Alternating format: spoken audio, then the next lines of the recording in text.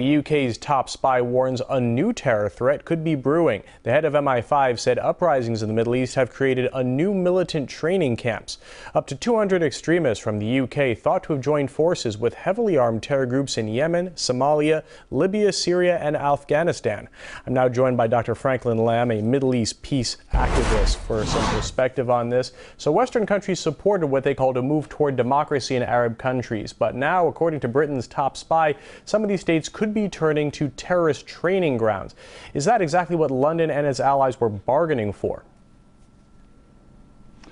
Well, taking the case of Libya, where it was a rush to enter and to topple the regime, I think that was a classic mistake. I spent 4 months there, got to know a number of the different factions, and it was clear that al-Qaeda was there. In some cases, they were training the same militia that the British were training, and the Americans and the French were training. So when there's an opportunity, al-Qaeda is going to be there, and they took it, and now they're increasing their ranks. 3 months ago, at a congressional hearing, a CIA analyst told the Congress that there were 300 maximum al-Qaeda in Syria. Now they estimate there's 3,100.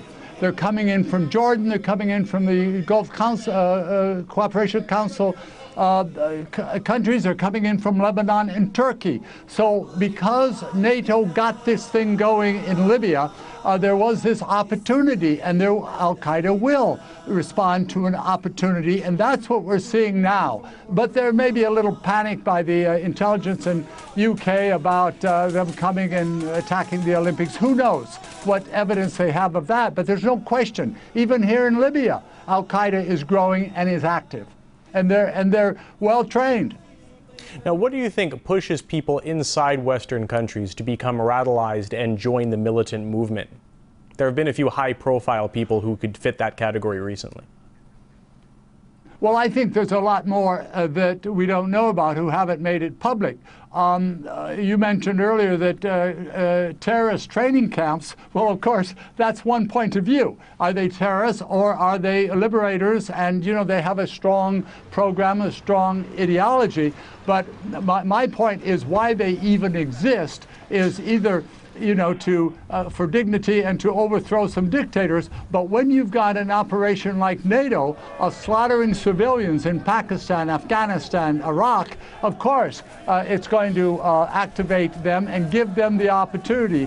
As you know, al-Qaeda has urged, its leadership has urged of people to go to Syria and get training and go to southern Turkey and also in Libya. Libya has become a major training center, and I saw that as a fact. And with mixing with some of the rebel militia against Gaddafi, they used to say, one al-Qaeda fighter is worth 10 of us. We admit that, and they're worth 6 of Mutassim Kaider's special forces. They're very well disciplined. Rather than lecture people, they go out there and they show them how to do something, and they're very effective. So I think their threat is real, their numbers are growing, their competence is well known, and I do think there's a problem.